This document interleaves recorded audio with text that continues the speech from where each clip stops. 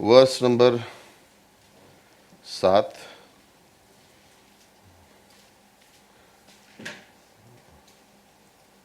से 9 और फिर 12 से लेके 18 तक। ओके, निर्गमन 33 7 से 9, 7, 8 और 9, और फिर वर्स नंबर 12 से लेके वर्स नंबर 18 तक। ओके, सो कौन पढ़ेगा? माइक दे दो।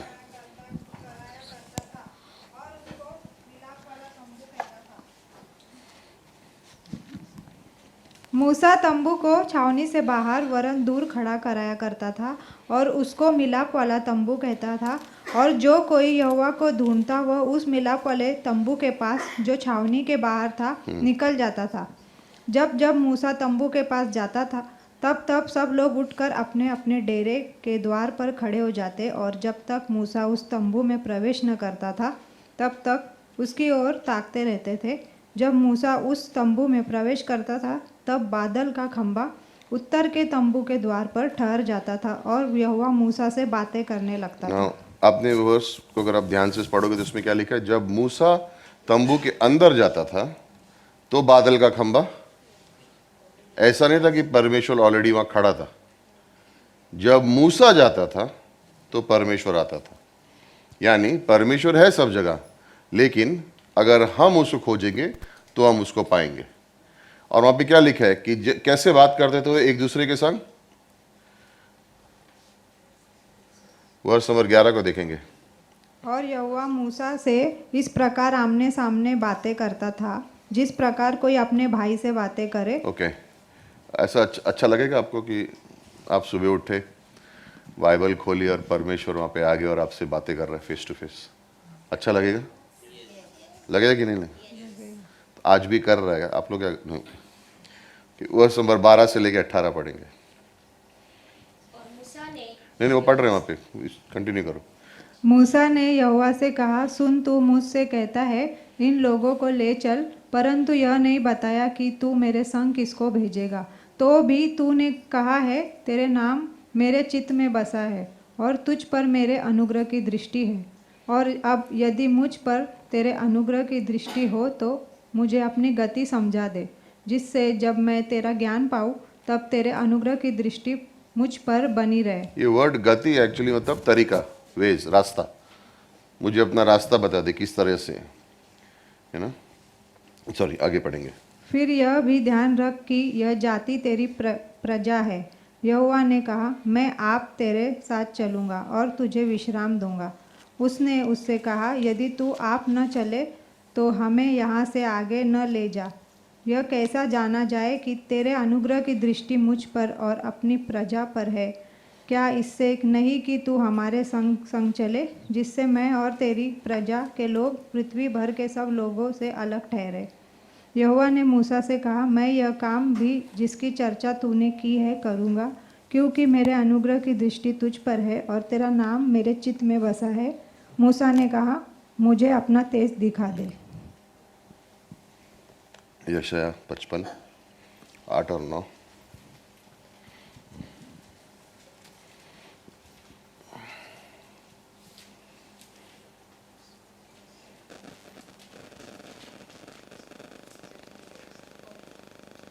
आइज़ाया 55, यशायाह 55। क्योंकि यहोवा कहता है, मेरे विचार और तुम्हारे विचार एक समान नहीं है, न तुम्हारी गति और गति मेरी गति एक सी है। क्योंकि मेरी और तुम्हारी गति में और मेरे और तुम्हारे सोच विचारों में आकाश और पृथ्वी का अंतर है। जिस प्रकार से वर्षा और हिम आकाश से गिरते हैं और वहाँ ही यो ही लौट नहीं जाते, वरन भूमि पर पड़कर उपज उपजाते हैं, जिससे बोने वाले को बीज और खाने वाले की रोटी मिलती है। धन्यवाद करते हैं परमेश्वर इन वचनों के लिए। प्रभु, जो हमने सुना, जब भी मूसा तंबू में आए तो परमेश्वर की उपस्थिति आती थी और परमेश्वर उससे बात करता था जैसे एक मित्र के समान हो। धन्यवाद करते हैं परमेश्वर की इन वचनों के द्वारा हम आज जो विषय है परमेश्वर के तरीके, उसको हम गहराई से समझ सकें। परमेश्वर, तेरे कई कर्म हमने देखे हैं परमेश्वर, लेकिन तेरे रास्ते हमें समझा, तेरे तरीके हमें समझा परमेश्वर। ये हमारी उम्मीद है, ये हमारी आशा है परमेश्वर। सारा आदर महिमा आपको देते हैं यीशु मसीह। आज जब हम वचनों को सुने, अध्ययन करें, जब इस संदेश को सुन के हम घर भी जाएं परमेश्वर, तो इन वचनों को, इस सच्चाई को हमारे मन में बसने देना, सिर्फ 1-2 दिन के लिए नहीं, लेकिन एक जीवन भर के लिए, कि ये हमारा रिश्ता है आपके साथ।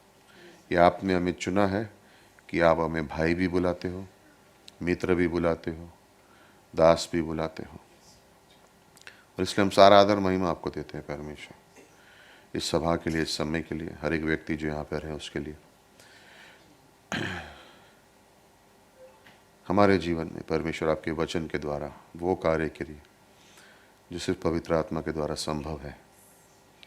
बदलाव लाना परमेश्वर, कि हम आपके पुत्र यीशु मसीह की स्वरूप में बने परमेश्वर। यीशु मसीह आपके पवित्र नाम से मांगते हैं, आमीन। बैठ सकते हैं।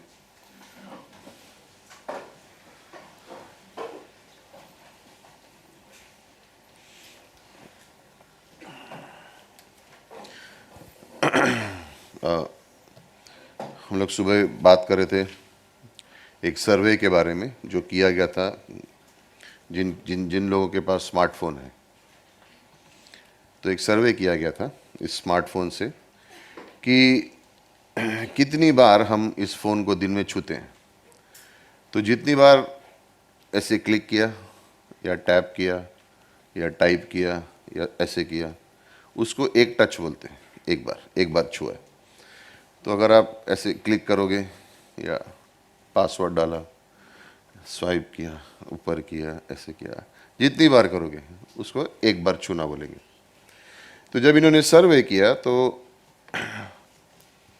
दिन में हर व्यक्ति ने, कई सारे लोगों में से जो सबसे ज़्यादा फ़ोन इस्तेमाल करते हैं, वो दिन में फ़ोन को 5427 बार छूते हैं।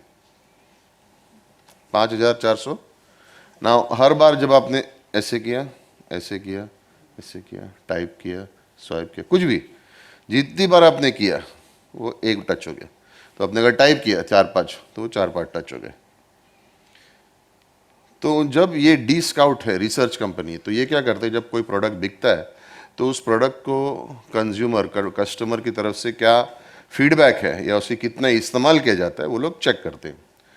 तो उन्होंने 94 लोगों को एंड्रॉयड फ़ोन, उनके एंड्रॉयड फ़ोन के अंदर वो लोग ने एक सॉफ्टवेयर डाला कि जितनी बार वो लोग ये काम करेंगे उतनी बार वो रजिस्टर होगा। तो जो बहुत फ़ोन यूज़ करते, सारा वक्त फ़ोन पे लगे रहते, उनके था वो लोग कम से कम दिन में 5427 बार फ़ोन यूज़ कर रहे थे। लेकिन बाकी लोगों के लिए, नॉर्मल क्राउड जो रोज़ फ़ोन इस्तेमाल करते हैं, 5 दिन में उनकी एवरेज निकली 2617। ये एवरेज लोग कौन है? रोज़मर्रा के लोग कौन है? मतलब दिन में 2617 बार हम लोग फ़ोन को ऐसे ऐसे ऐसे कुछ ना कुछ करके स्क्रीन को 2617 बार एवरेज। मैं जो लोग डेटिंग कर रहे हैं उसके बारे में नहीं बोल रहा हूँ, जो लड़का लड़की एक दूसरे को देख रहे हैं, क्योंकि उन लोग का लेवल हाई है, वो लोग ज़्यादा करते हैं, राइट डॉक्टर समीर? 2017 कितना? 2617 बार एवरेज। जब ये लोगों को बताया गया जिनके फ़ोन को सॉफ्टवेयर डाला था, तो लोग शॉक हो गए। बोले हाँ, आप कहने का मतलब है दिन में 2600 बार मैं फ़ोन को टच करता हूँ? उन्होंने बोला हाँ। लेकिन उसके आगे क्या था? 58%, मतलब 60% से ज़्यादा के आसपास लोगों ने बोला इससे कोई फ़र्क नहीं पड़ेगा, जैसे हम लोग इस्तेमाल करें वैसे ही हम करते रहेंगे। मतलब नंबर जब उनको पता चला कि दिन में 2000 बार टच हो रहा है मेरा फ़ोन, तो सुन के एकदम अचंभे हो गए। लेकिन मेरा बदलाव नहीं आ सकता है, ये तो आदत हो गई हमको इसकी। तो हमने ये सवाल पूछा कि दिन में कितनी बार हम लोग परमेश्वर के साथ करते, कितनी बार हम लोग परमेश्वर को टच करते दिन में, फ़ोन पे नहीं। क्या मैं 2617 बार परमेश्वर के संग दिन में अगर टच में रहूं तो मेरे जीवन में फर्क क्या पड़ेगा? अगर दिन में 2617 बार मैंने परमेश्वर से पूछा या बात की, या अगर समझो ये कंपनी ना हो और परमेश्वर हिसाब रख रहा है कि कितनी बार हम लोग उससे रोज मिलते हैं, और अगर वो हमें नतीजे दिखाए, तो क्या हम खुश होंगे या शर्मा जाएंगे या लज्जित महसूस करेंगे? क्या लगता है? बोलो मत, जवाब मत दो, ये हमारे सोचने के लिए कि अगर वो कंपनी के बदले परमेश्वर हिसाब लगाए कि कितनी बार मेरे बच्चों ने मेरे संग टच किया या बात करने की कोशिश की या देखा मेरे बारे में, तो क्या उसके नतीजे क्या होंगे? परमेश्वर के वचन में जो हमने पढ़ रहे हैं उसमें याकूब चैप्टर 4 वर्ष नंबर 8 में लिखा है, परमेश्वर के करीब आओ और वो तुम्हारे करीब आएगा। अपने हाथ धो पापियों और अपने मन को शुद्ध करो, डबल माइंडेड मत बनो। निर्गमन 33 में कहानी इस प्रकार पहुंच चुकी है कि परमेश्वर ने इज़राइल को लाल समुद्र के पार ले आए हैं और अब उनको वाचा के देश में जाने के लिए ज़्यादा समय नहीं है। लेकिन यहाँ पर हम देख रहे हैं कि मूसा के जीवन में लोगों ने सोने का बछड़ा बना के उसकी आराधना करना शुरू कर दिया। जब मूसा पर्वत पर गया परमेश्वर के संग बात करने और आज्ञा पाने के लिए, तो लोगों ने नीचे सोने की मूर्त बनाकर, बछड़ा बनाकर उसकी आराधना करना शुरू किया। उसके आसपास नाचने लगे, उसको भेंट चढ़ाने लगे। थोड़े ही दिनों में, ये उन दिनों में है जब परमेश्वर उनके संग कार्य कर रहा है, और फिर भी मूसा को थोड़े ही दिन हुए ऊपर जाके और इन्होंने ये काम करना शुरू कर दिया। जब ये 32वें अध्याय में जब मूसा नीचे आता, परमेश्वर उसको बताता है कि नीचे क्या हो रहा है। जब वो नीचे आता है तो क्रोधित होता है, वो उस बछड़े को लेता है, उसका पाउडर बना देता है और उसमें पानी डाल के उनको पिलाता है। ये जितने भी लोग ये सब कर रहे थे, क्योंकि वो कह रहा है कि जीवित परमेश्वर के बदले तुम चित्र को आराधना कर रहे हो। और 33वें अध्याय में परमेश्वर नाराज होकर मूसा को कह रहा है कि मैं इन लोगों को भेज दो, इनकी ज़रूरत नहीं। मैं तुम्हें वाचा के देश में भेजने के लिए मैंने वादा किया था, मैं भेज दूंगा, लेकिन मैं नहीं आऊँगा। जो जो मैंने वादा किया था तुमको देने का वो मैं दूंगा, वो सारी बातें तुम्हारी हैं। मेरा स्वर्गदूत तुम्हारी रक्षा करेगा, लेकिन मैं तुम्हारे संग नहीं आऊँगा।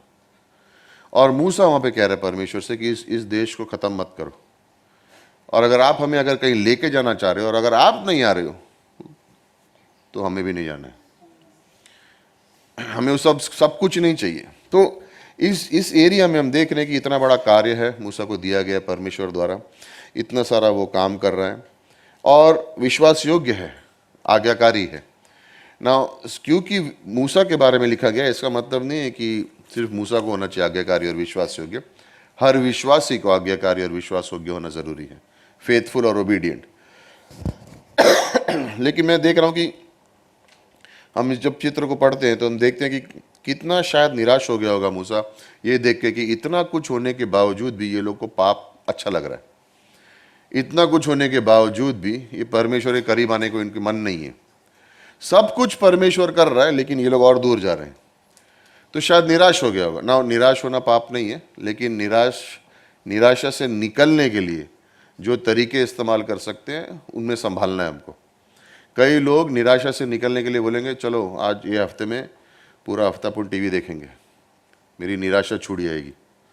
या कोई बोलेगा चलो बैठते और मेरी निराशा चली जाएगी। निराश होना बुरी बात नहीं है। ज़्यादातर लोग निराश तब होते हैं क्योंकि बाइबल बंद होती है। तो जब बाइबल बंद होती है तो लोग ज़्यादा जल्दी निराश हो जाते हैं। बाइबल खुली हुई होगी और आप वचन पढ़ रहे होगे तो आप जल्दी निराश नहीं होगे।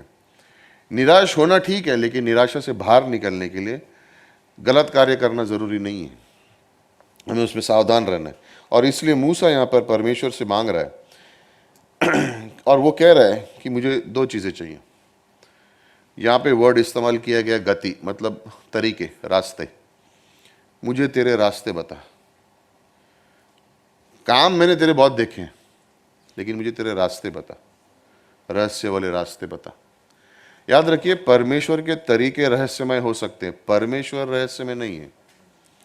परमेश्वर को आप गहराई से जान सकते हो, वो प्रेम है, अनुग्रह है, सच्चाई है, विश्वास योग्य है, उसको आप जान सकते हो, लेकिन उसके तरीकों को आप सब नहीं जान सकते। और कहीं भी परमेश्वर ने ये नहीं लिखा कि मेरे सारे तरीकों को तुम समझोगे, उसने ये लिखा है तुम मुझे जानोगे। तो मूसा कह रहा है, परमेश्वर तेरी गति यानी तेरे तरीके मुझे बता। अगर तेरे तरीके में समझ पाया तो मैं तेरे संग संगति कर पाऊंगा। तेरे काम देख के मैं संतुष्ट नहीं हूं।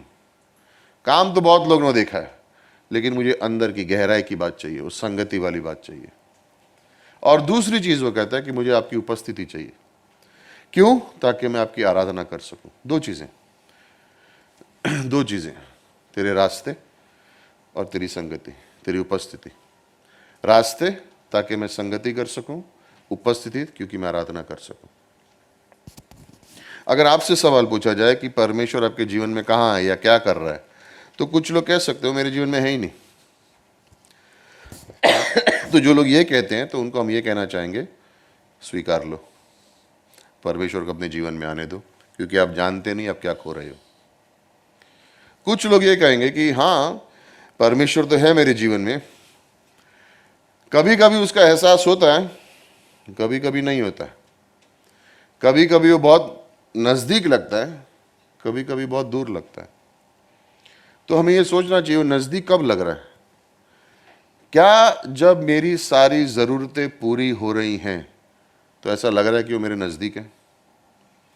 कई बार लोग ऐसे सोचते हैं कि जो मुझे चाहिए मिल रहा है, जो मुझे हासिल करना वो मिल रहा है, जो जैसा मेरा मन चाहे वैसा हो रहा है, यानी परमेश्वर मेरे करीब है।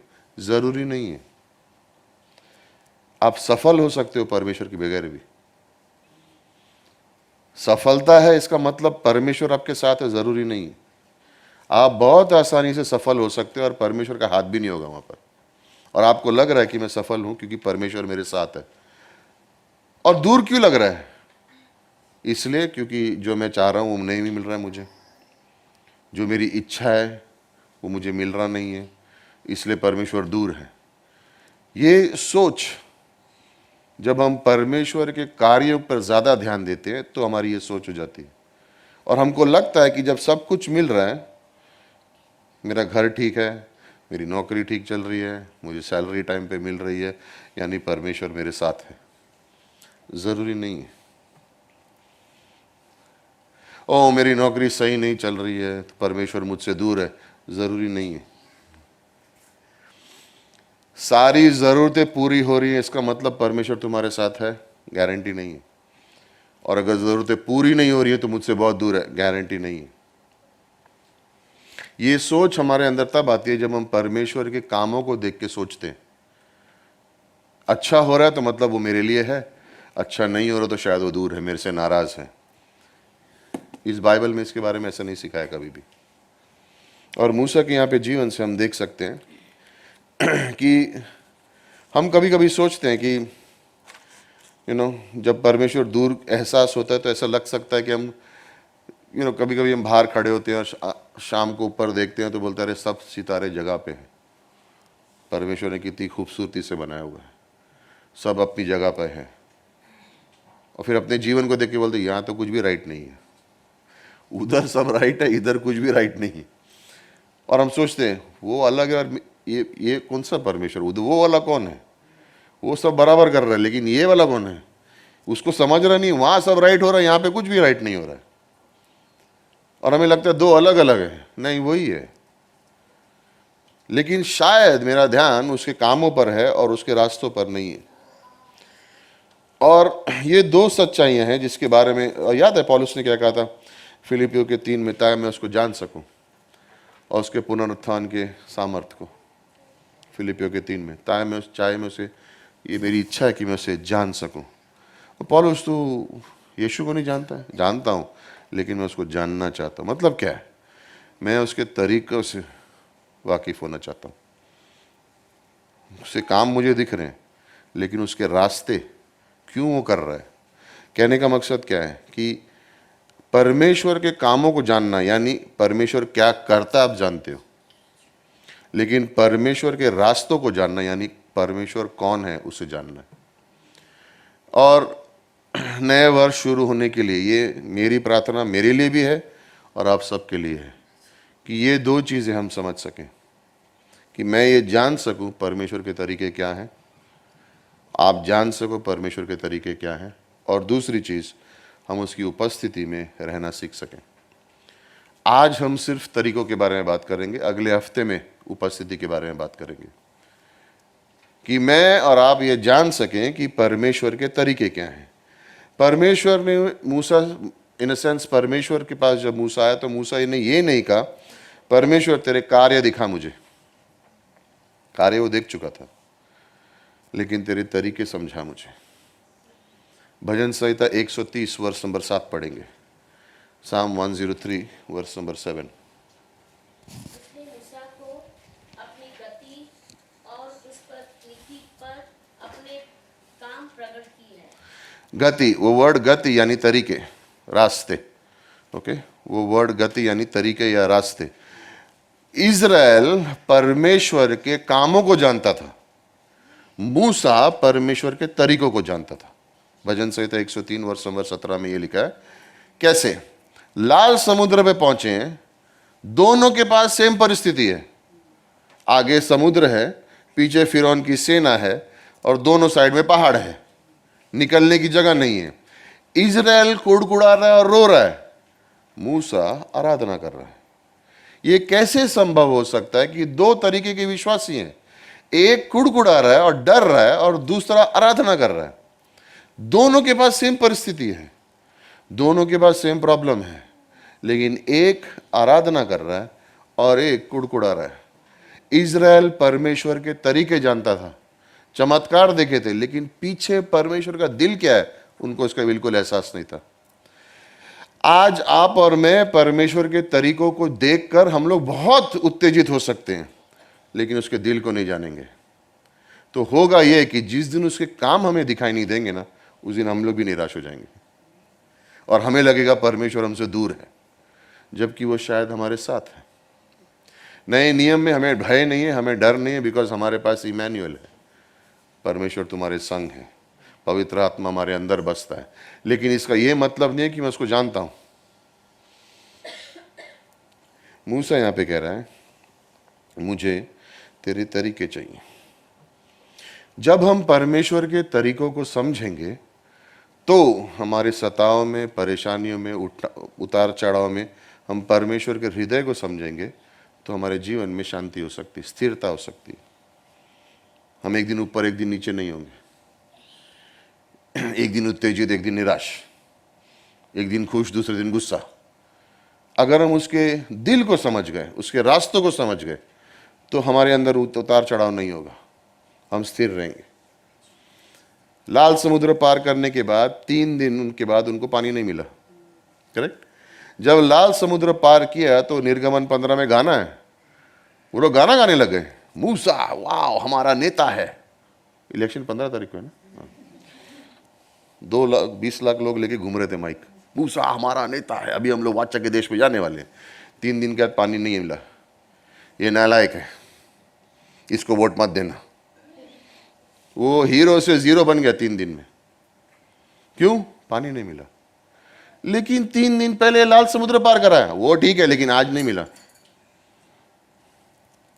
उनको काम की आदत हो गई थी, मूसा को परमेश्वर की आदत थी, तो उससे मांगा, परमेश्वर ने पत्थर से पानी दे दिया। वो लोग रो रहे हैं, ये आराधना कर रहा है, प्रॉब्लम सेम है, लेकिन एक आराधना कर रहा है और एक कुड़कुड़ा रहा है।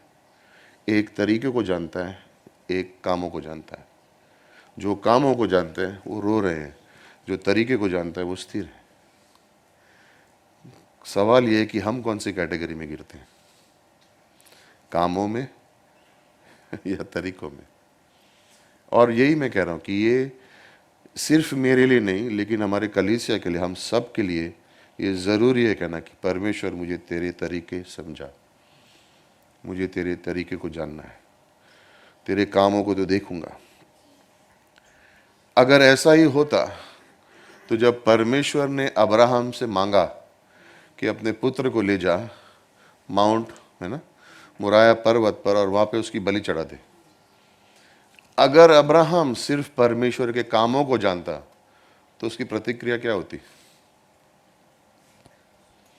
लेकिन क्योंकि वो परमेश्वर के तरीके को जानता है तो ले चला। बीवी से बात भी नहीं की, सुबह उठा, लकड़ी काटी, बांधा, गधे पे सवार होकर चले गए। पर्वत पे पहुंचे 3 दिन बाद, इसहाक पूछ रहा है बलि कहाँ है? परमेश्वर लाएगा। बलि कहाँ है? परमेश्वर लाएगा। बलि कहाँ है? परमेश्वर लाएगा। 3 दिन के बाद पर्वत पे पहुंचेंगे, दासों को बोलेगा यहीं रुको, हम लोग दोनों जा रहे हैं, आराधना करेंगे और हम लोग दोनों वापस आएंगे। और इसहाक बोल रहे हैं बलि कहाँ है? परमेश्वर देगा। फिर लकड़ी को लगाया, बलि कहाँ है? लेट जा। बलि कहाँ है? लेट जा। बलि कहाँ है? तो बांधा। बलि कहाँ है? परमेश्वर ने कहा रुक जा। ठीक है, नीचे क्या बोल के आया था? हम दोनों जा रहे हैं, हम दोनों वापिस आएंगे। नाउ 1500 साल बाद क्रूस पर भी यही हुआ, लेकिन पिता ने आवाज नहीं दी, बोला चढ़ने दो बलि, और वो बलि चढ़े यीशु मसीह, इसलिए हम आजाद हो गए। लेकिन जब अब्राहम की बारी है तो बोला नहीं नहीं नहीं, मेमना है उधर। अब्राहम स्थिर था। इसहाक पूछ रहा होगा पिताजी किधर है बलि? परमेश्वर देगा।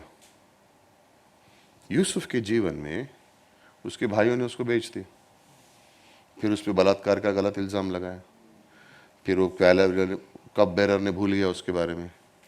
लेकिन कहीं पर हम देख रहे नहीं है कि वो हाय मेरे को भूल गया परमेश्वर, हाँ मैंने उसकी इतनी सेवा की, मैंने उसके लिए इतना कुछ किया, देखो मेरे संग। नहीं, नहीं है, नहीं है कहीं पे भी, चुप बैठा है।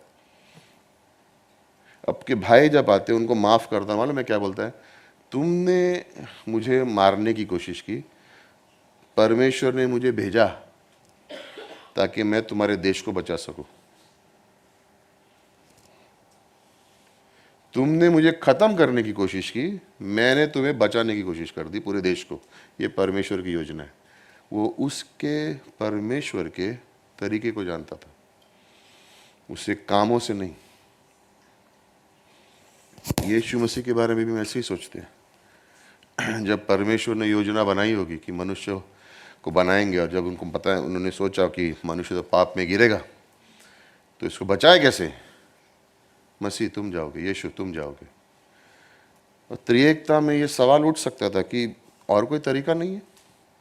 क्योंकि अगर परमेश्वर यीशु मसीह नीचे धरती पे गया और वो क्रूस पर चढ़े तो हमारी संगति टूट जाएगी। अनंत काल से अनंत काल तक त्रिएकता में कभी अलग नहीं हुए हम लोग, वो 3 घंटे के लिए संगति टूट जाएगी। और कोई रास्ता नहीं हो सकता। नहीं, यीशु जाएगा, वो क्रूस पर चढ़ेगा। लेकिन उसको मनुष्य बन के जाने की जरूरत क्या है? क्या हम बादलों में नहीं लिख सकते? क्या हर एक के जीवन के सामने से प्लेट डाल के नहीं रख सकते कि जब तक वो विश्वास, क्या हम लोग पानी को रोक लें थोड़े दिन और बोले जब तक विश्वास नहीं करोगे पानी नहीं देंगे? परमेश्वर कुछ भी कर सकता था, लेकिन चुना क्या? यीशु को जाने के लिए। तो परमेश्वर के तरीके रहस्यमय हो सकते हैं, परमेश्वर रहस्यमय नहीं है। हम उसको जान सकते हैं। और मूसा यहाँ पे प्रार्थना कर रहा है, जो हमारी भी प्रार्थना हो चाहिए, परमेश्वर तेरे तरीके मुझको समझा, तेरे तरीके मुझे समझा। हर इस, चाहे वो अब्राहम हो, चाहे वो यूसुफ हो, चाहे वो याकूब हो, चाहे वो इसहाक हो, चाहे वो पौलुस हो, कोई भी हो, परमेश्वर यही नहीं कह रहा है कि तुम मेरे सारे तरीके समझ जाओगे। लेकिन मैं तुमको ये दिखाना चाह रहा हूं कि जब मेरे तरीकों को ढूंढना या मेरे रास्तों को पहचानना शुरू करोगे तो तुम्हें मालूम पड़ेगा कि तुम मुझ पर भरोसा कर सकते हो पूरी तरह से। तुम पूरी तरह से मुझ पर भरोसा कर सकते हो, और तुम अंत में ये बोलोगे तेरे तरीके मेरे तरीके से बेटर थे, तुम्हारी सोच परमेश्वर मेरी सोच से अच्छी थी। तुम्हारे रास्ते मेरे रास्तों से अच्छे थे। वही यशायाह 55:8 और 9 में परमेश्वर बोल रहा है, मेरी सोच तुम्हारी सोच से ऊंची है, मेरे तरीके तुम्हारे तरीकों से अलग हैं, और मेरी सोच और तुम्हारी सोच में बहुत फर्क है। मेरे तरीकों में तुम्हारे तरीकों में बहुत फर्क है। तुम कुछ तरीके करना चाहोगे और मैं उससे बहुत दूर हूं, क्योंकि मेरे तरीके अलग हैं, मेरी योजना अलग है। और यहीं पर हमारा विश्वास आता है, यहीं पर हमारा भरोसा आता है, क्योंकि हम क्या जानते हैं, 31st नाइट को मैंने कहा था कि परमेश्वर सारी बातें हमारी क्या भलाई के लिए करेगा। किन के लिए? वो जो परमेश्वर से प्रेम रखते हैं। तो जब मैं उसके तरीकों को समझने लगूंगा तो मेरे अंदर यह भावना है, मैं जानता हूं कि अंत में सब कुछ भला होगा। अगर मैं परमेश्वर से प्रेम करता हूं तो सारी बातें घूम के मेरे लिए अच्छे के लिए होंगी। वो कहानी याद है किसान की जिसकी गाड़ी खो गई थी? मैं पहले बोल चुका हूं, याद है कहानी? 2 लोग या 3 नहीं याद है? किसान था, उसके पास एक पुरानी गाड़ी थी 8 सीटर, और पास्टर भी था। तो रोज़ जाके एवरी संडे लोगों को उठाता था गाड़ी में और चर्च लेके आता था और प्रार्थना करा था, परमेश्वर मेरी गाड़ी ख़राब हो रही है, पुरानी हो गई है, सीट बदली करनी है, पैसा नहीं है, टायर बदली करना है, पैसा नहीं है, कुछ करो परमेश्वर, कुछ करो, लोगों को मैं लेके जा रहा हूँ, कभी कभी नहीं होती है गाड़ी स्टार्ट, कुछ करो। अगले दिन गाड़ी चोरी हो गई। क्या है ये? मैं गाड़ी को अच्छी करने के लिए मांग रहा हूँ, तूने गाड़ी ही घुमा दी, गाड़ी ही चोरी कर दी मेरी। अब मैं कैसे करूँगा मेरी सेवकाई? 2 हफ्ते तक परेशान रहा, लोगों को कैसे लाऊं, चर्च में कैसे लाऊं, काम में कैसे सामान लेके जाऊं बेचने के लिए। 2 हफ्ते के बाद बाजू के शहर से पुलिस वाले का फ़ोन आया, तुम्हारी गाड़ी इधर है, मिल गई हम लोग को, आ जाओ लेने के लिए। तो गया वहाँ पे, तो वहाँ पे एक ब्रांड न्यू वैन खड़ी थी। बोलते ये रे तुम्हारी गाड़ी? नहीं नहीं ये मेरी नहीं है, मेरी गाड़ी पुरानी है, उसके अंदर सीट टूटी हुई है, टायर टूटा हुआ है, ये गाड़ी तो एकदम नवी है। चोर लोग ने क्या किया था, वो गाड़ी चोरी की, उसके अंदर नई सीट डाल दी, डेक डाल दिया, टायर बदली कर दिया, बाहर से पेंट कर दिया ताकि पकड़े नहीं जाएंगे, लेकिन पकड़े गए। परमेश्वर ने उसकी प्रार्थना का जवाब दे दिया अलग तरीके से। गाड़ी को पहले चोरी होना पड़ा, उसके बाद उसको सब कुछ नया मिला 2 हफ्ते बाद। रोमन्स 8:28 में क्या पढ़ा था? वो सारी बातें घूम के भलाई के लिए होती है वो जो परमेश्वर से प्रेम करते हैं। जब हम परमेश्वर के तरीकों को समझेंगे तो हमको ये रोमन्स 8:28 समझ में आएगा। पहले थिस्सलुनीका के 5:18 में हम धन्यवाद की आत्मा रखेंगे। हमें ये याद रखना चाहिए कि हमारी क्षमता सीमित है, हम सब कुछ नहीं समझ पाएंगे परमेश्वर के कामों का, लेकिन हम उसके मन को जान सकते हैं, हम उसको पहचान सकते हैं, हम उसके हृदय को समझ सकते हैं। सारी बातें हम नहीं समझ पाएंगे, लेकिन कुछ बातें हम समझ पाएंगे।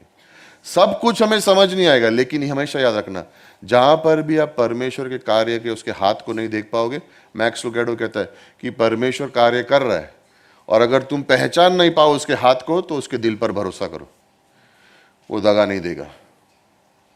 और इसलिए विश्वासी होने के नाते हमें सबसे पहले क्या करना कि हमें योजना बनानी है कि हम आत्मिक बने। इंग्लिश में मैंने गाना गाया था सुबह, मालूम है? उसके अभी हम लोग ने वो सर्विस को हम लोग ने प्राइवेट कर दिया कि अगर देखना है मेरे को गाना गाते हुए तो पैसा भरना पड़ेगा।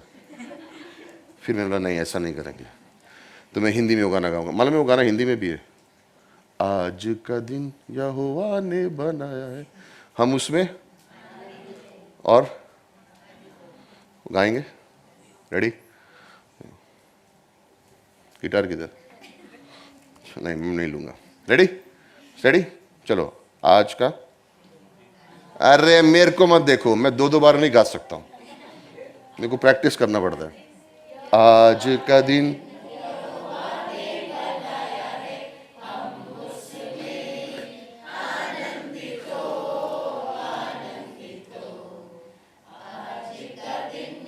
बस बस बस, एक बार जरा सा बोल दिया तो चालू ही हो गए ना। गाना क्या गया? आज का दिन, और तो निर्णय किसके लिए? आनंदित होने का। निर्णय किसने लिया?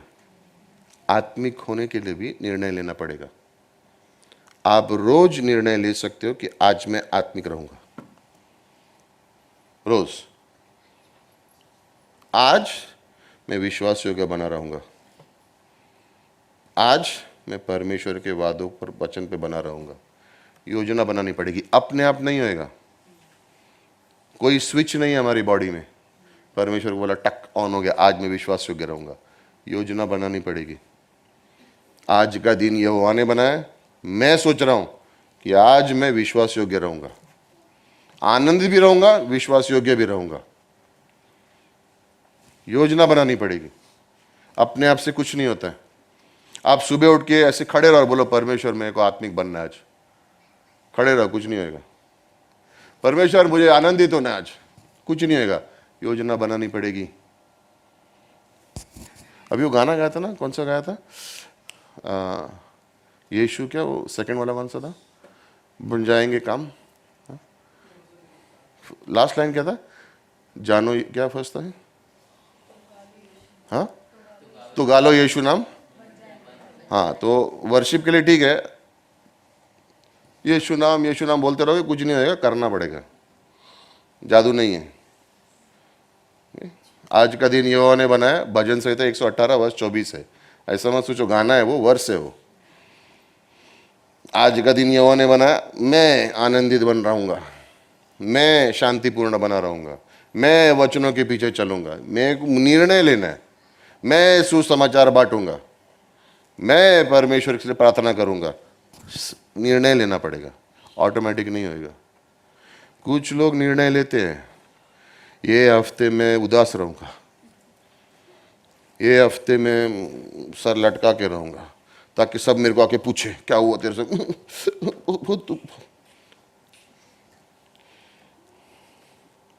आज का दिन शैतान ने बनाया, मैं कुड़कुड़ाऊंगा।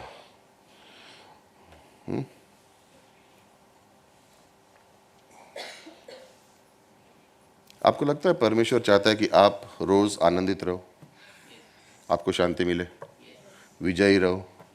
हाँ, तो आपको क्या करना है? योजना बनानी है उसके लिए। परमेश्वर तैयार है, आप तैयार हो कि नहीं? क्योंकि ये अपने आप से होने वाला नहीं है। आत्मिक जो विश्वासियों का जीवन है वो प्रैक्टिकल जीवन है, रोजमर्रा का जीवन है, आत्मिक है, रहस्यमय भी है, लेकिन परमेश्वर ने हमें बुद्धि दी है ताकि हम उस पर भरोसा कर सकें। हम अपने आप से आत्मिक नहीं होते, हम अपने आप से आनंदित नहीं होते, परमेश्वर के ऊपर भरोसा करते तो होते हैं। तो परमेश्वर भी ये कह रहा है कि आनंदित रहना।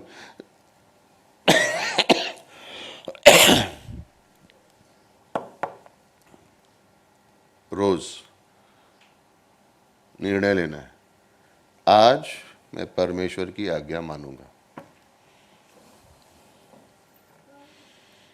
आज मैं परमेश्वर की आज्ञा मानूंगा। अगर नहीं लोगे निर्णय, नहीं मानोगे।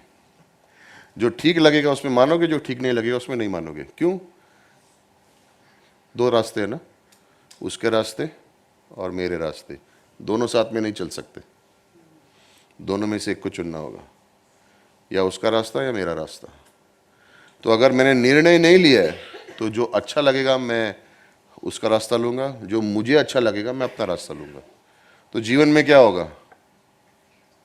ऊपर नीचे, कभी स्थिरता नहीं होगी, कभी शांति नहीं होगी, कभी विश्राम नहीं होगा, कुछ ना कुछ चलता ही रहेगा जो आपको बोलेगा सब कुछ सही क्यों नहीं है। क्योंकि आपने अपना रास्ता भी चुना और परमेश्वर का रास्ता भी चुना है। बहुत से लोग फोन करेंगे क्या करना चाहिए हमें, फिर हम बोलेंगे ये करना चाहिए, बाद में पता चलता है उसको ऑपोजिट किया। फिर ऑफिस फोन आएगा, सॉरी यार लास्ट टाइम आपने बोला था लेकिन हमने उसका एकदम उल्टा किया, ये बार नहीं करें। मतलब मेरा उल्टा मत करो, जो वचन में लिखा है उसका है, जो वो बोलेगा वो करो। लेकिन अगर आपको आदत है सुनने के बाद अपना ही मन मर्जी करने की, नहीं होगा।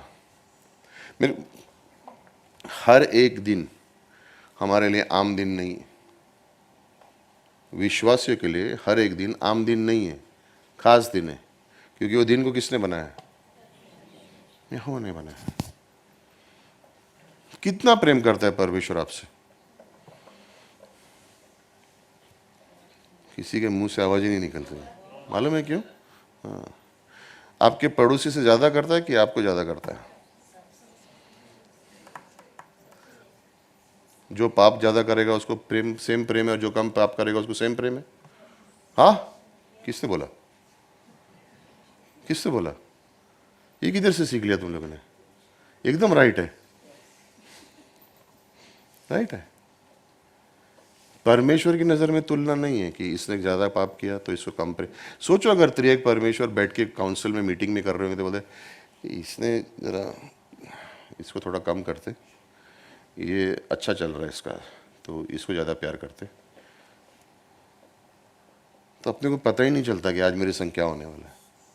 परमेश्वर की योजना है, सबको मैं आशीष दूंगा, सबके पापों का मैं कर्जा चुकाऊंगा, सबके लिए मैं क्रूस पर जाऊंगा और सबको एक जैसा प्रेम करूंगा।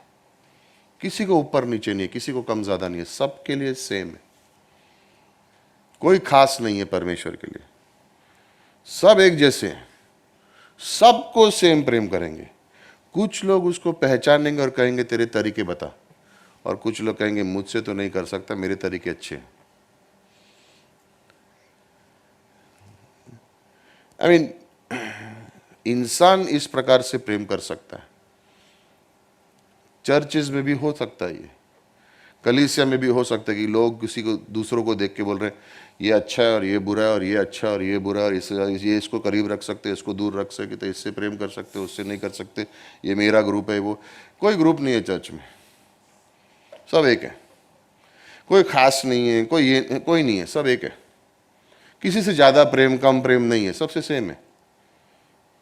कोई डिस्टिंक्शन नहीं है। कोई कमजोर है तो ये लोग अलग है, कोई मजबूत है तो ये लोग अलग है, कोई ऐसा है तो ये लोग अलग है, नहीं है, सब एक है। क्योंकि ये परमेश्वर का कलीसिया है, हमारा कलीसिया नहीं है।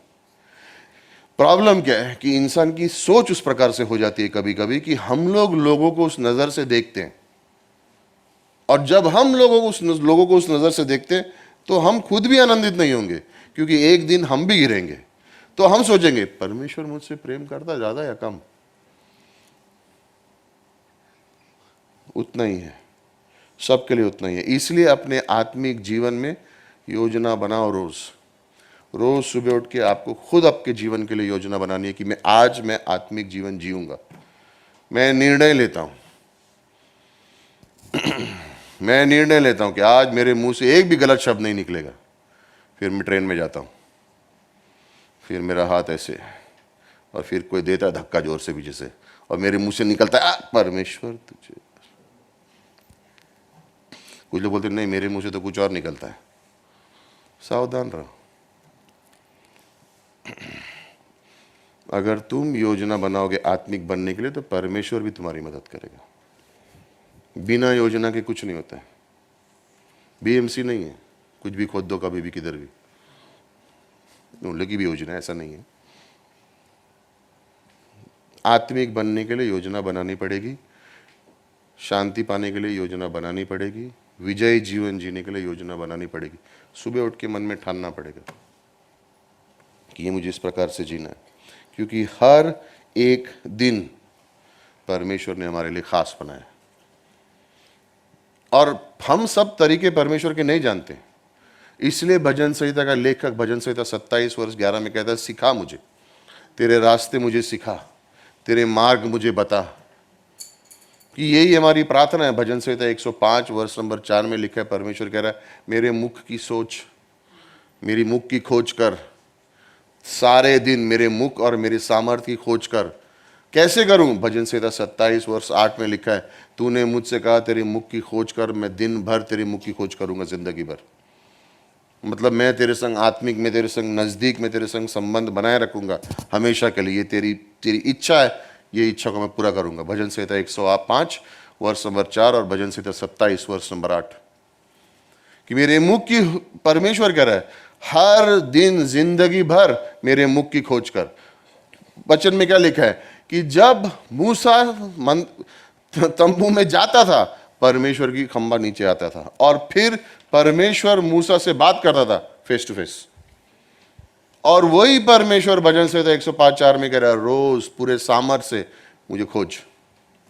और दाऊद वचन संहिता 27:8 में लिख रहा है, तूने कहा इसलिए मैं करूंगा, क्योंकि तू मांग रहा है मुझसे ये।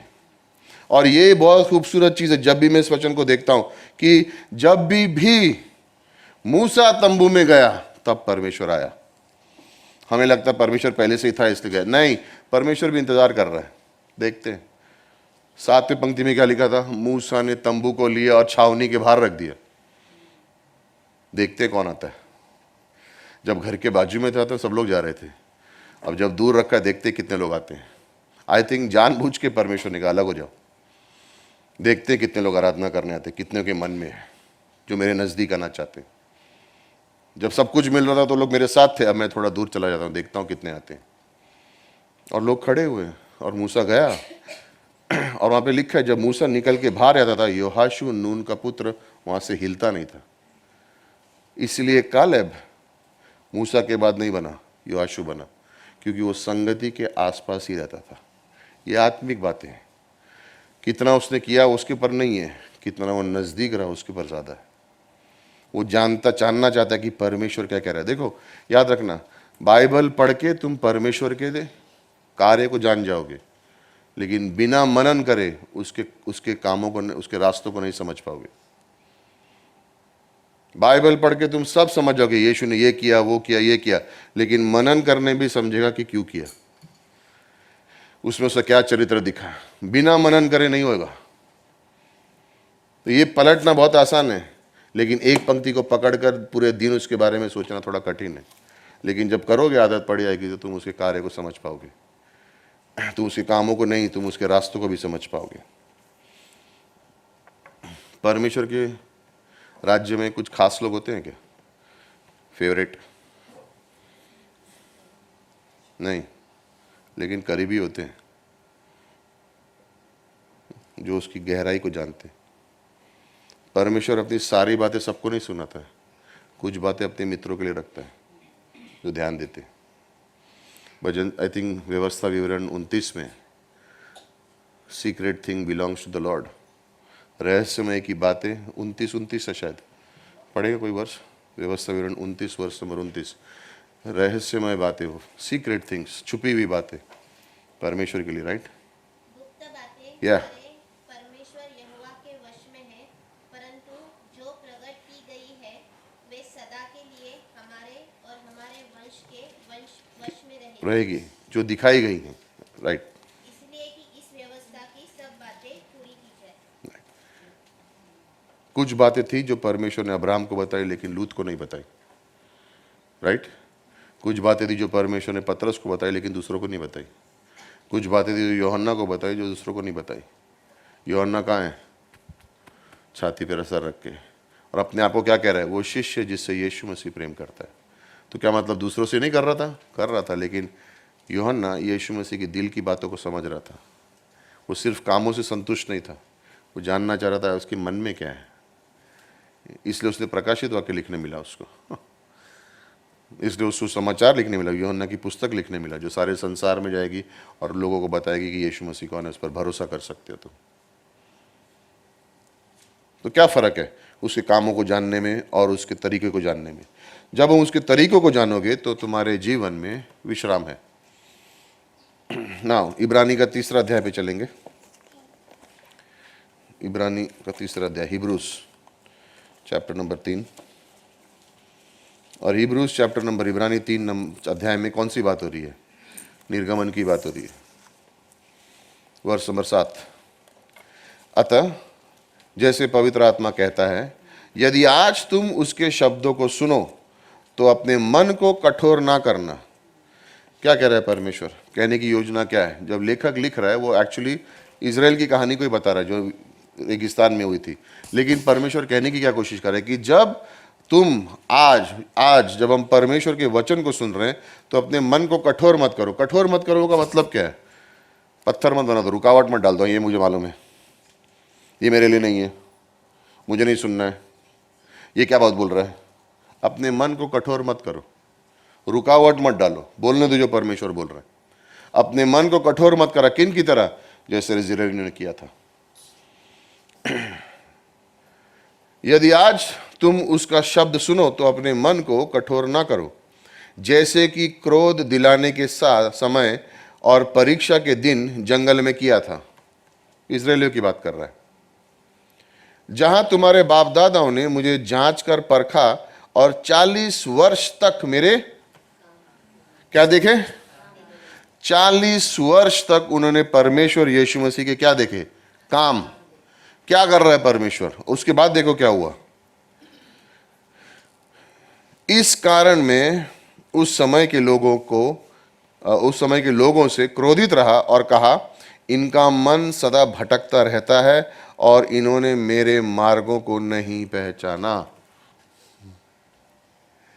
40 वर्ष तक इन्होंने मेरे काम देखे, बट ये लोग भटकते रहे क्योंकि इनको सिर्फ काम पे ध्यान था, और लेकिन मेरे मार्गों को पहचान नहीं सके ये लोग। तो इससे मैं आज इनसे क्रोधित हूं। सदा भटकते रहे। तब मैंने क्रोध में आकर शपथ खाई, वह मेरे विश्राम में प्रवेश करना ना पाएंगे। सबके सब मर गए 20 साल से ऊपर नहीं आ पाए। क्यों? 40 वर्ष तक काम देखने के बावजूद भी संतुष्टि नहीं। अगर हमारा ध्यान परमेश्वर के कामों पर हमेशा बना रहेगा तो हमारे भी प्राणों में संतुष्टि, शांति नहीं होगी। अगर हमारा ध्यान उसके रास्तों पर होगा तो हमारे जीवन में हम आत्मिक रूप से विश्राम पा सकते हैं। आप बोलते हो कैसा है? इसका मतलब है आप कहना क्या चाह रहे हो? क्योंकि कभी कभी परमेश्वर के काम इस प्रकार से होंगे, आप खुश हो जाओगे। कभी कभी इस प्रकार से होगे, आपको कंफ्यूज हो जाओगे, बोले क्या कर रहे हैं, मुझे समझ नहीं आ रहा है। जैसे मैंने कहा था लाल समुद्र पे के समय पर मूसा आराधना कर रहा है, लेकिन ये लोग चिल्ला रहे हैं। नए नियम में हम जब पढ़ते हैं, पतरस है आत्मा से परिपूर्ण और याकूब है आत्मा से परिपूर्ण, दोनों प्रचार कर रहे हैं। दोनों को राजा हेरोद लेता है और जेल में डाल देता है। जब पतरस को जेल में डालता है तो स्वर्गदूत आके दरवाजे खोल देते हैं और पतरस आज़ाद हो जाते हैं। जब हम वो कहानी को तो पढ़ते तो हमको लगता है मेरे संग भी ऐसा होगा तो कितना मजा आएगा। लेकिन फिर कुछ पंक्तियां नीचे पढ़ते हैं तो वहां देखते हैं याकूब का सर काट दिया। ये नहीं चाहिए।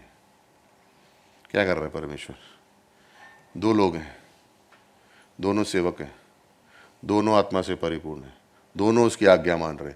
एक को छोड़ दिया, एक को मार दिया। क्या है? कामों पर ध्यान है। लेकिन अगर मन में ध्यान होगा, जब परमेश्वर के रास्तों को समझोगे तो उतार चढ़ाव नहीं होगा। प्रेरित 12वां अध्याय देखेंगे जरा। प्रेरित का 12वां अध्याय, पहली 3 पंक्तियां पढ़ो, फर्स्ट 3 वर्सेस, और उसमें आप देखोगे और आप पढ़ोगे और आप बोलोगे ये क्या हो रहा है। प्रेरित 12 वर्ष नंबर 1, 2 और 3। उस समय हेरोदेस राजा ने कलीसिया के कई व्यक्तियों को सताने के लिए उन पर हाथ डाले। उसने यूहन्ना के भाई याकूब को तलवार से मरवा डाला। ओह ओके, याद रखिए याकूब और पतरस दोनों अगुवे थे कलीसिया के। नए देखो क्या हो रहा है 12वें अध्याय में। हेरोद ने पकड़ा, बोला इनको सताएंगे। याकूब को क्या किया? तलवार से मरवा डाला। और फिर जब उसने देखा कि यहूदी लोग इससे आनंदित होते हैं तो उसने पतरस को भी पकड़ लिया। वे दिन अख़मीरी रोटी के दिन थे। उसने उसे पकड़ के बंदी गृह में डाला और 4-4 सिपाहियों के 4 पहरों में रखा। ओके, फर्स्ट 3 वर्ष। अगर आप ये 3 वर्ष को पढ़ोगे तो आपको क्या लगेगा? परमेश्वर क्या कर रहा है? खुश है, नाराज है, दूर है, नजदीक है, क्या कर रहा है?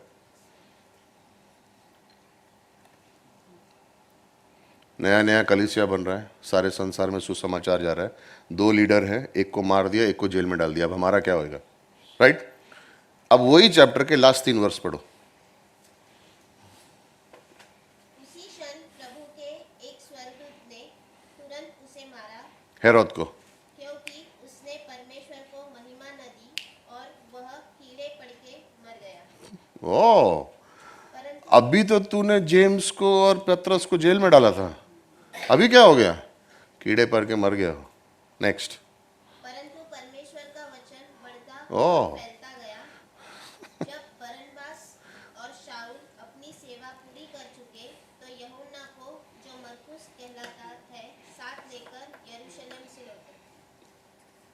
बिल्कुल अलग हो रहा है एंड में।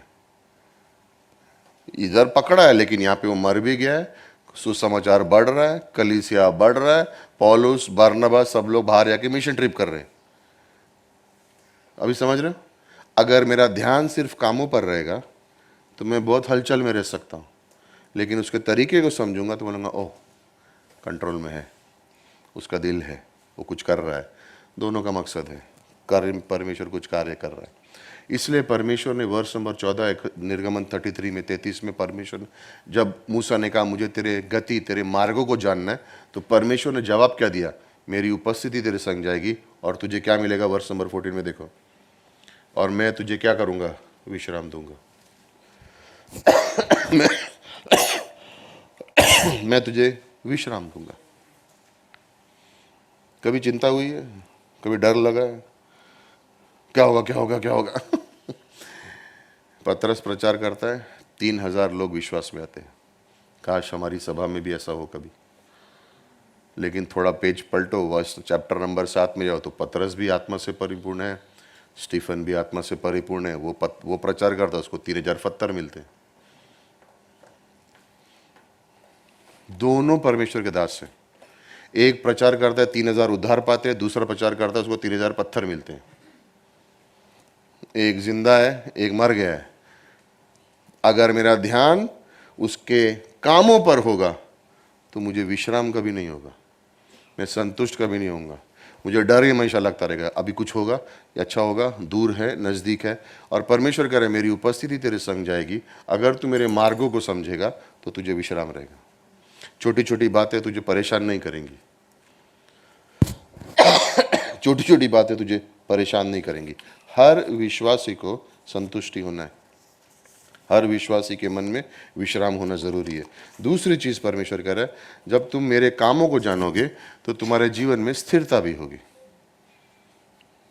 तुम एक दिन खुश, एक दिन निराश, एक दिन खुश, एक दिन दुखी, मूड ऊपर नीचे हो रहे हैं। रोज क्या परमेश्वर कर रहा है, नहीं कर रहा है, कर रहा है, नहीं कर रहा है।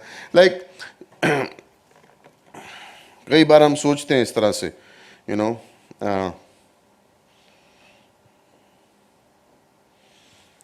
कठिनाई आती है तो बेचैन हो जाते हैं, परीक्षाएं आती हैं तो डर जाते हैं। सॉरी, परमेश्वर की करना क्या चाह रहा है? और परमेश्वर कह रहा है अगर तुम्हारा ध्यान सिर्फ मेरे कामों पर बना रहेगा तो स्थिरता भी नहीं पाओगे। यूहन्ना चैप्टर 2 में यीशु मसीह ने पानी को रस में बदल दिया, राइट? पानी को रस में बदल दिया।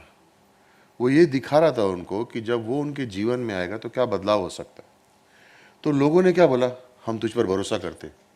लेकिन उस वचन में आप पढ़ोगे तो यूहन्ना 2:24 में तो यीशु मसीह ने कहा लेकिन मैं तुम पे भरोसा नहीं करता। ये क्या बात हुई? हम तुझ पर भरोसा करने को तैयार हैं लेकिन मैं तुझ पर भरोसा नहीं करूंगा, क्योंकि वो जानता था उनका मन ऊपर नीचे है। जब अच्छा चल रहा होगा तो मेरे पीछे भागेंगे, जब बुरा चल रहा होगा तो मुझे छोड़ देंगे। उसको मालूम था, वो इंसान को जानता है।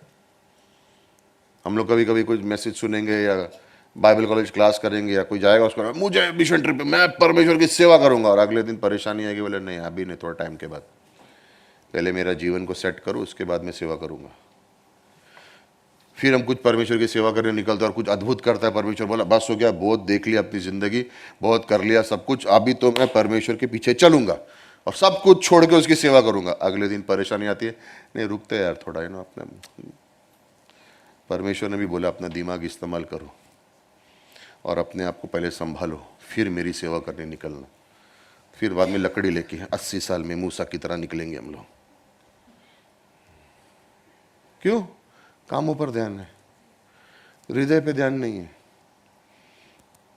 फिर दिसंबर का महीना है, आउटरीच हुई है, अभी तो मैं इसकी सेवा करूंगा, छोड़ूंगा नहीं परमेश्वर के पीछे। जनवरी के पहले महीने में जॉब बोला नया नौकरी ढूंढना पड़ेगा, नहीं पहले घर सेटल करता हूँ।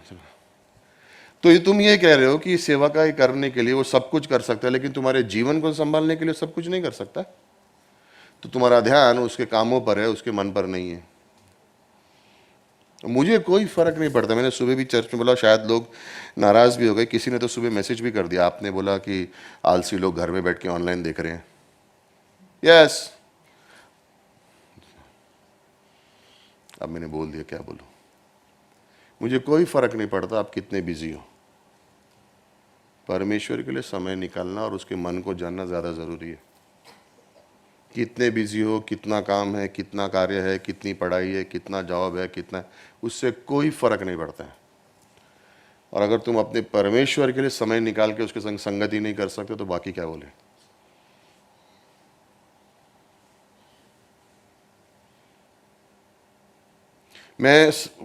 इतने अद्भुत काम परमेश्वर ने किए, लेकिन पहले मैं अपने आप को सेट कर लूं। उसने बोला है तो करो, अगर उसने बोला छोड़ और मेरे पीछे हो लेना तो उसके पीछे चलना, बाकी सब वो संभालेगा। ये मत सोचना कि उसको चलने के पीछे वो करेगा, बाकी जिंदगी मुझे संभालनी है, तुमसे नहीं होने वाला है। अगर उसने बुलाया है कि मेरे पीछे हो ले तो उसके पीछे हो ले, तुमको भी संभालेगा, तुम्हारे घर को भी संभालेगा, तुम्हारे बच्चों को भी संभालेगा, तुम्हारे वंश को भी संभालेगा। अभी गाया था ना, युगों से युगों तक गा सकते, लेकिन भरोसा कब करेंगे? स्वर्ग जाने के बाद।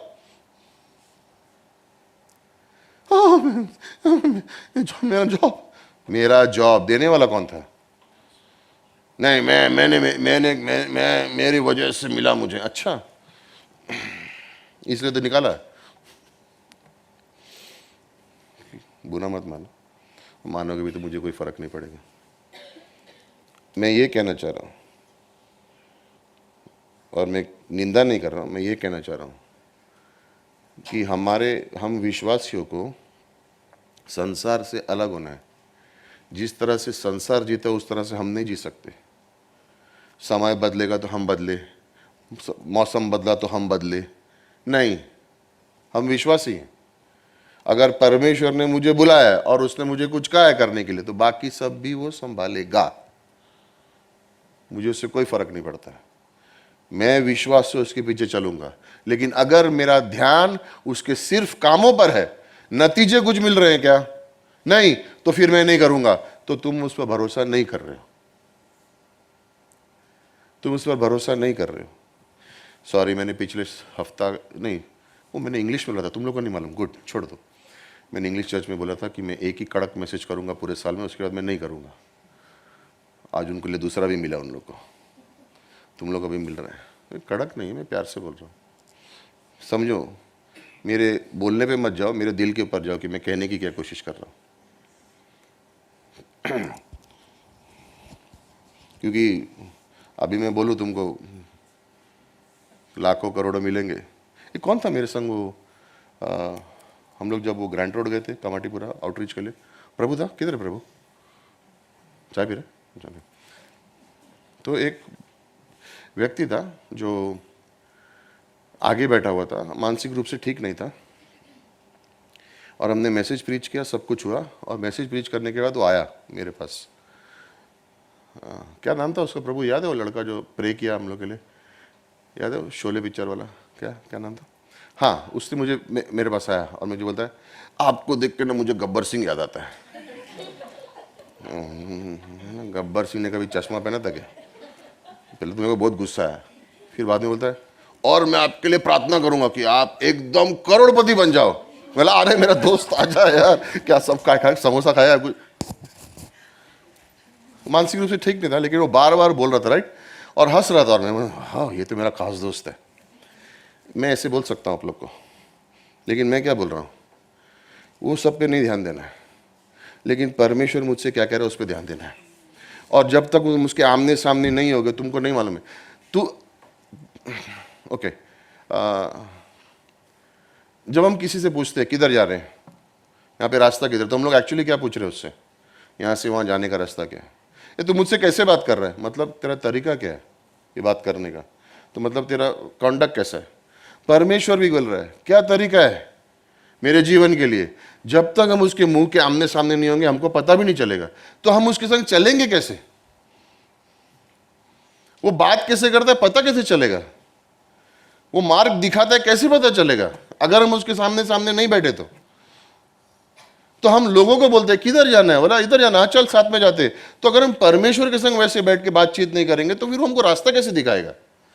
और फिर हम अपनी मन मर्जी कर रहे हैं और फिर हम लोग सोच रहे कुछ हो रहा नहीं है, कुछ बढ़ रहा नहीं है, कोई आशीष मिल रहा नहीं है। कैसे मिलेगा? मैं डांट रहा नहीं हूं, मैं कहने की बात, मैं बताने की ये कोशिश कर रहा हूं कि ये सबसे ज्यादा जरूरी है। और अगर मेरे पास उसके लिए टाइम नहीं है तो फिर मैं क्या कर रहा हूं मेरे विश्वासी जीवन में? कामों पर ध्यान है। अगर मेरा ध्यान उसके कामों पर रहेगा तो मेरे आत्मिक जीवन में स्थिरता नहीं आएगी। मेरे आत्मिक जीवन में स्थिरता नहीं आएगी ना तो मेरे घर में भी स्थिरता नहीं आएगी। याद रखना, परमेश्वर ऐसा नहीं बोल रहा कि तेरी मन मर्जी कर ले और फिर मैं सब कुछ ब्लेस कर दूंगा, नहीं होएगा। और शायद मैं ऐसे सोच सकता हूं कि सब कुछ मेरे जीवन में सही चल रहा है यानी परमेश्वर मेरे साथ है, नहीं है। प्रकाशित वाक्य की किताब 2 अध्याय में एक कलीसिया के बारे में लिखा है। सब लोग बोल रहे हो कलीसिया को गरीब है और परमेश्वर बोलता है अमीर कलीसिया, स्मरणा का कलीसिया, तुम्हारी गरीबी, और परमेश्वर कह रहा है मैं कह रहा हूं कि तुम अमीर हो। और प्रकाशित वाक्य 3 में एक कलीसिया है जो सब कह रहे हैं अमीर है और परमेश्वर कह रहा है तुम कंगाल हो, नंगे हो तुम लोग। तो कौन मेरे बारे में, मैं किसकी सुनूं, अपने आप की कि परमेश्वर की? शायद एक कलीसिया है जिसके बाहर बाहर गाड़ियां खड़ी हैं लेकिन शायद परमेश्वर की उपस्थिति वहां नहीं है। और शायद एक कलीसिया जिसके 10 लोग झाड़ के नीचे बैठ के मिल रहे हैं और बाइबल का अध्ययन कर रहे हैं, परमेश्वर बोल रहा है मैं झाड़ के नीचे हूं, मैं उस बड़ी चर्च में नहीं हूं, मैं इसके अंदर हूं, यहां पर हूं। क्यों? ये लोग मुझे जानना चाहते हैं, वो मेरा काम देखना चाहते हैं, खाली मैं वहां नहीं हूं, मैं यहां हूं, मैं यहां हूं। क्यों? वहीं पर मेरे जीवन में स्थिरता है। और ये आज के लिए नहीं है, ये रोजमर्रा के जीवन के लिए, ये रोजमर्रा के जीवन के लिए। अगर हमारे जीवन में हम सिर्फ उसके कामों को ढूंढेंगे तो हम संतुष्ट भी नहीं रहेंगे। वो लिख रहा है ना वर्ष नंबर 13-14 में, वर्ष नंबर 15 में, उसने उससे कहा यदि तू आप ना चले तो हमें यहां से आगे ना ले जाना। पैस्टर पीटर ने 31 वर्ष के बारे में बात की थी, याद है? इस वर्ष के बारे में बात की थी कि परमेश्वर कह रहा है तुमको ब्लेसिंग चाहिए, हाँ। तुमको सुरक्षा चाहिए, हाँ, मैं स्वर्गदूत भेजता हूँ। ब्लेसिंग चाहिए, हाँ, कनान में तुम जाओगे। तुमको कनान में सब कुछ चाहिए, हाँ, सारे आशीष दिए, सब कुछ। जाना भी रास्ता मेरा, जो मैंने वादा किया था वो भी पूरा कर रहा हूं और तुम्हारे को सुरक्षा के लिए मेरा स्वर्गदूत भी भेजा हूं, लेकिन मैं नहीं आ रहा हूं। कुछ वो लोग बोलेंगे चलेगा ना, स्वर्ग में तो हम लोग एक दिन मिलने वाले हैं, अभी क्या है, रोज परमेश्वर नहीं रहेगा, चलेगा, कम से कम आराम से तो जी सकते हैं, सब कुछ तो मिल रहा है, एंड में तो स्वर्ग जाने वाले हैं, आनंद मनाओ। और मुझसे कह रहे नहीं जा रहा है, वो सब नहीं चाहिए, क्योंकि एक दिन उसको पंख लगेंगे, उड़ जाएगा वो, लेकिन मुझे तू चाहिए। और अगर तुम नहीं जा रहे हो तो मैं भी नहीं जा रहा हूं, तुम नहीं जा रहे हो तो मैं भी नहीं जा रहा हूं, बिकॉज तुम्हारे बिना वहां पे उसका आनंद कैसे उठाऊंगा मैं? और कुछ लोग बोलेंगे नहीं उठा सकते, रे मजा आएगा, चलेगा ना, कम से कम रोज उठ के बाइबल तो नहीं पढ़नी पड़ेगी, हर संडे चर्च तो नहीं जाना पड़ेगा, बीच में हफ्ते में बाइबल कॉलेज तो नहीं जाना, आप पिकनिक जाएंगे, इंजॉय करेंगे, लेकिन जरूरी थोड़ी है सुसमाचार बांटने भी नहीं जाना पड़ेगा, संतुष्टि नहीं मिलेगी। आत्मिक जीवन की संतुष्टि परमेश्वर के मन को जानोगे तो ही मिलेगी। परमेश्वर ने पवित्र आत्मा किस लिए दिया? ताकि विजयी विश्वासी जीवन जी सको। परमेश्वर ने बाइबल क्यों दिया है? ताकि विजयी विश्वासी जीवन जी सको, आनंद मना सको, संतुष्टि मिलेगी तुमको। परमेश्वर ने देह कलीसिया क्यों दिया है? ताकि विजयी विश्वासी जीवन जी सके, हम समझ सके हम परमेश्वर की संतान है, संगति कर सके और पूरे संसार को दिखा सके हम उनकी तरह नहीं है, लेकिन एक नया तरीका है, एक अच्छा तरीका है, एक परमेश्वर के पास पहुंचने का तरीका है जो सबके लिए है। आओ उसका आनंद उठाओ। तुम जानते नहीं तुम क्या मिस कर रहे हो, तुम्हें पता भी नहीं तुम क्या मिस कर रहे हो। हाँ, लेकिन मेरे पास 25 गाड़ियां हैं, लेकिन जिस दिन तू मरेगा उस दिन तू नरक जाएगा। वो 25 गाड़ियां क्या करेगा तू? मेरे को रिक्शा भी नहीं मिला आज, हाँ, लेकिन परमेश्वर तेरे से बातें कर रहा है, वो ज़्यादा ज़रूरी है। मुझे संतुष्टि चाहिए। याद रखना, ऐसी कोई चीज़ नहीं है जो परमेश्वर अपने बच्चों से दूर रखेगा जिसकी उनको ज़रूरत है। कोई भी चीज़ नहीं है। मूसा कह रहा है नहीं, तुम नहीं जाओगे, मैं भी नहीं जाऊँगा, मैं भी नहीं जाऊँगा। तो कैसे जाने इस परमेश्वर को, इसके तरीकों को कैसे समझें, ये आशीष कैसे पाए हम, क्यों क्यों क्यों आशीष नहीं दिखते हमको परमेश्वर के? क्योंकि आज्ञा नहीं मानते। आज्ञा क्यों नहीं मानते? क्योंकि भरोसा नहीं करते। भरोसा क्यों नहीं करते? क्योंकि प्रेम नहीं करते। प्रेम क्यों नहीं करते? क्योंकि आमने सामने बैठते नहीं। तुम कभी अजनबी पे भरोसा करोगे कि किसी को प्रेम करते हो उस पर भरोसा करोगे? वही करना पड़ेगा, दूसरा माइक यूज करना पड़ेगा सुबह जैसे। अजनबी पे भरोसा करोगे कि किसी को प्रेम करते हो उस पर भरोसा करोगे? Thank you. परमेश्वर से प्रेम करोगे तो ही भरोसा करोगे। उसके सामने समय बिताओगे ना तो तुम उससे प्रेम करोगे। जब उससे प्रेम करोगे तो उससे भरोसा भी करोगे। जब उस पर भरोसा करोगे तुम उसकी आज्ञा भी मानोगे, और जब आज्ञा मानोगे तो आशीष भी देखोगे। आशीष नहीं मिल रहे हैं ताकि क्योंकि तुम आज्ञा नहीं मान रहे हो। अगर आज्ञा क्यों नहीं मान रहा हूं? क्योंकि विश्वास नहीं है। विश्वास क्यों नहीं है? क्योंकि प्रेम नहीं कर रहे हो। प्रेम कैसे करूं? आमने सामने समय नहीं बिता रहे हो, उसको जान रहे नहीं, उसके कामों से खुश हो, इसलिए आशीष नहीं दिख रहा है। और परमेश्वर कह रहा है सब कुछ तुम्हारे लिए, और मुझे ऐसा लग रहा है मैं कंगाल हूं। तो सबसे पहले मुझे क्या करना है? अलग करो अपने आप को, दुनिया से अलग करो। मूसा ने क्या किया? तंबू लिया और क्या किया? छावनी के बाहर ले गया उसको। गंदगी से दूर रखो इसको। दूसरा कोरिन्थियों 6:17 पढ़ो। पहला कोरिन्थियों नहीं, पहला कोरिन्थियों 6:18 से 19 ऑफरिंग में था। दूसरा कोरिन्थियों 6:17 पढ़ो, एक किताब बाद। इसलिए प्रभु कहता है, उनके बीच में से निकलो और अलग रहो, और अशुद्ध वस्तु को मत छुओ, तो मैं तुम्हें ग्रहण करूंगा। उनमें से निकलो और अलग हो जाओ। किन में से निकलो? संसार से निकलो। तुम संसार में भी रहोगे और कलीसिया में भी रहोगे और सोचोगे दोनों को मैं खुश कर सकूं, कुछ नहीं होने वाला है। तुम कभी भी परमेश्वर के करीब नहीं आ पाओगे। मैं दोनों जगह बैलेंस करूंगा तो गिरोगे। दोनों जगह मैं संभालूंगा, इसको भी खुश रखूंगा, परमेश्वर को भी खुश रखूंगा, नहीं कर पाओगे। एक ही को खुश कर सकते हो, अपने आप को या परमेश्वर को। वो कह रहा संसार से निकलो। लय व्यवस्था 20 वर्ष नंबर 26 पढ़ेंगे। लय व्यवस्था लेविटिकस 20 वर्ष 26। लय व्यवस्था 20 वर्ष नंबर 26।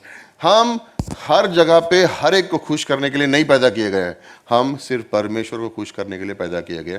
परमेश्वर हमसे ऑलरेडी खुश है, हम उसकी संतान ऑलरेडी हैं, हम स्वर्गीय स्थानों पे पहले से ही बैठे हुए हैं। परमेश्वर हमसे खुश है, लेकिन क्या हम उसको जान रहे हैं? लय व्यवस्था 20 वर्ष नंबर 26। तुम मेरे लिए पवित्र बने रहना, क्योंकि मैं यहोवा स्वयं पवित्र हूँ, और मैंने तुमको और देशों के लोगों से इसलिए अलग किया है कि तुम निरंतर मेरे ही बने रहो। कि तुम निरंतर, लेकिन कैसे बने रहोगे? अपने आप को अलग करो। हम संसार में हैं लेकिन हम संसार के नहीं हैं। हम उनके तरीके को समझते हैं लेकिन उनके तरीके को फॉलो नहीं करते। हम उनकी योजनाओं को जानते हैं लेकिन हम उनकी योजनाओं को फॉलो नहीं करते। हमारे पास परमेश्वर है, हमको अपने आप को अलग करना पड़ेगा। हमको अकेले बैठने की आदत डालनी पड़ेगी। अकेले मतलब क्या? दिन में क्या मेरे पास 15 मिनट नहीं है कि मैं अकेला परमेश्वर के सामने बैठ के उसके मुंह से मुंह बात कर सकूं? कम से कम 15 मिनट तो हो सकते हैं मेरे पास कि मैं उसके आमने सामने बैठ के उससे बात कर सकूं। परमेश्वर कह रहा है अपने आप को अलग करो उनसे और मेरे संग बैठो। ये पहला काम है। मैं उसके दिल को कैसे जानूंगा? जब मैं अपने आप को उसके सामने अकेला पेश करूंगा। जब भी मूसा तंबू में गया, परमेश्वर आया। तुम बाइबल लो, किताब लो, पेन लो, और तुमको कोई बोलेगा मुझे पढ़ना लिखना नहीं आता है, phone low, record button on करो और बातें करो परमेश्वर से, और कहो परमेश्वर, और फिर देखो परमेश्वर कैसे जवाब देता है, तुमको कैसे रास्ता दिखाता है, कैसे तुम्हारे जीवन का मार्ग किधर जाना है बताएगा, किन चीज़ों से दूर रहना है, किन चीज़ों से नहीं रहना है। वचन तुमको आत्मिक रूप से बात करेगा। समय बिताओ, फर्स्ट चीज। दूसरा, परमेश्वर से प्रेम रखो।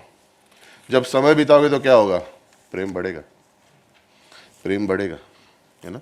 प्रेम बढ़ेगा। हमको वो कॉलेज वाला प्रेम नहीं चाहिए, है ना? कॉलेज वाला प्रेम, ये देखिए आज कॉलेज का फर्स्ट दिन, ये तो मैं इससे ही शादी करूंगा, पता चला उसको बॉयफ्रेंड है दूसरा। अगले दिन ये मेरे लिए गारंटीड लाइफ पार्टनर है, मेरे लिए ये, वो ना बोल दी, बेकार है। तीसरे दिन पूरा कॉलेज कुंवारा। मैं अपनी बात नहीं कर रहा हूँ, ऐसी उदाहरण दे रहा हूँ। अच्छा ऐसा होगा।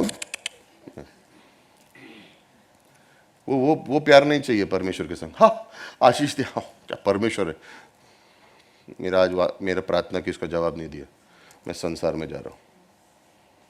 ओह 10 दिन हो गए मैं प्रार्थना का जवाब नहीं दिया, चलो यार बाहर में जाते। क्या है वो प्यार नहीं चाहिए, वो प्यार नहीं है।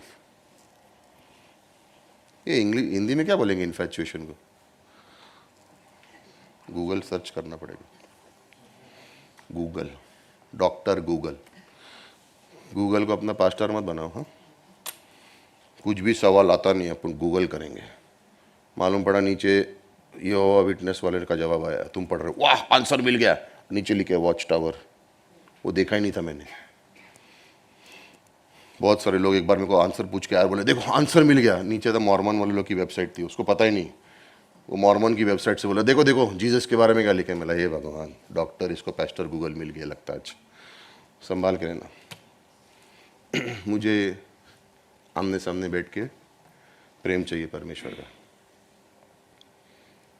रोज बदलने वाला नहीं, एक सच्चा। विश्वास में बढ़ो। रोमन्स 10 वर्ष नंबर 17। विश्वास कैसे आएगा? सुनने से। क्या सुनने से?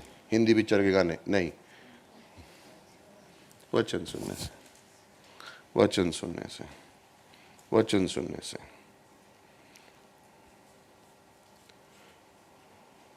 वचन सुनेंगे तो क्या होगा?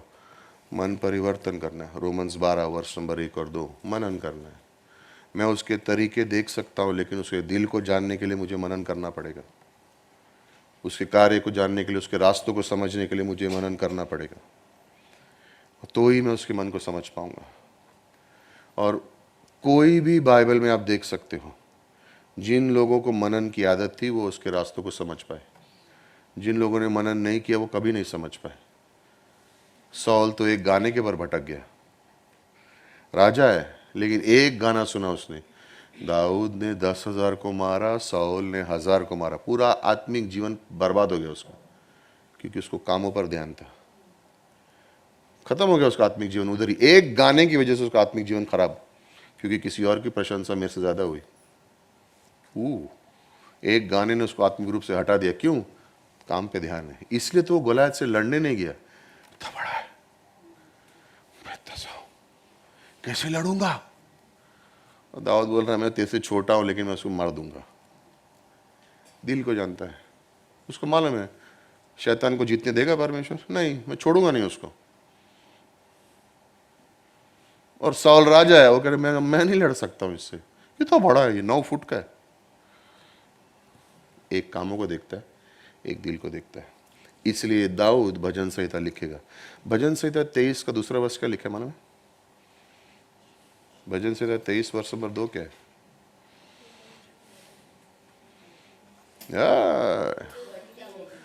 क्या घटी होगी क्या? वर्ष पूरा पढ़ो। घटी ना होगे तो मालूम है, तो प्रॉफिट लॉस बहुत है।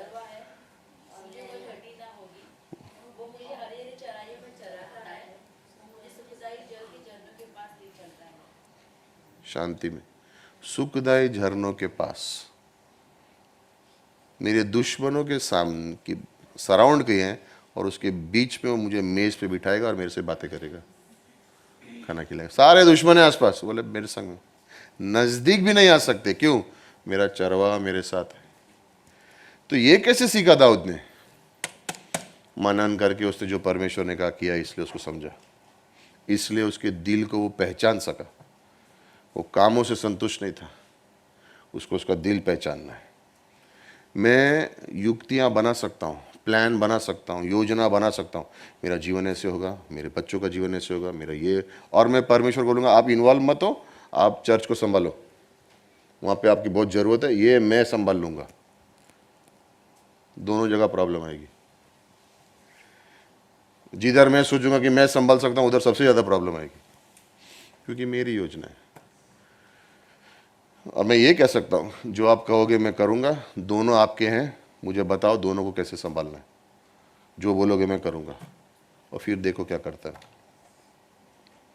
उसके लिए योजना बनानी पड़ेगी, रोज़ सुबह मांगना पड़ेगा, थोड़ी कठिनाई होनी पड़ेगी, चद्दर के बाहर पैर निकालना पड़ेगा।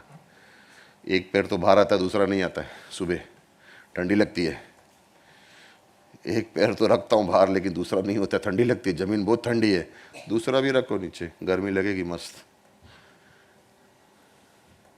मिलने के लिए तैयार रहो उसको, अपने आप को अलग रखो, एक संग उसके संग संगति करो, विश्वास में बढ़ो, मनन करो, उसके मन को समझो और जो उसने कहा उसकी आज्ञा मानो।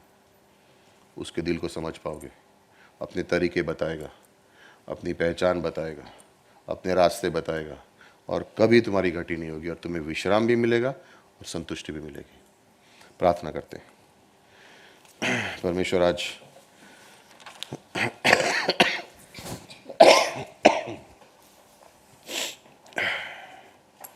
धन्यवाद देते हैं यीशु कि आपने सब कुछ संभव किया है क्रूस के द्वारा।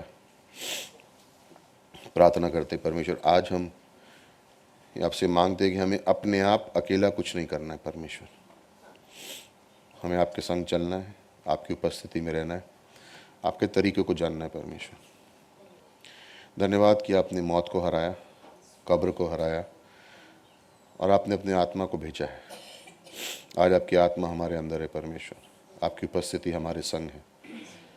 हम प्रार्थना करते हैं हर कदम पर हमें सिखाना कि हम आत्मा में चल सकें, हमारी अगुवाई करना, हमें मार्ग दिखाना, हमें सामर्थ्य देना परमेश्वर, क्योंकि हम अपने आप से कुछ नहीं कर सकते। हमें अपने स्वार्थी पापी स्वभाव पर भरोसा नहीं करना है, हमें अपने संसार पर भरोसा नहीं करना है। हम आप पर चाहते कि आप पर भरोसा करके हम निर्णय ले सकें परमेश्वर। हमारे मुंह से वो शब्द ना निकले जो आपको आदर ना कर सके, लेकिन वो शब्द निकले जो आपको आदर कर सके परमेश्वर। हम आपके आज्ञा के अनुसार निर्णय लेना चाहते हैं परमेश्वर। आपकी सहायता के बिना हम कुछ नहीं करना चाहते, तो हमारी अगुवाई कीजिए जिस प्रकार से मूसा ने मांगा परमेश्वर, कि हम आपके मार्ग को, आपके तरीके को जान सकें। हम प्रार्थना करते हैं परमेश्वर कि आप हमें भी वो सामर्थ्य के कि हम आपके तरीके को जान सकें। आपने कहा अपने आप को अलग करो मेरे लिए, मेरी आज्ञा मानो, मनन करो, रहस्यमय बातों को, रास्तों को, तरीके को, सब कुछ दिखाऊंगा।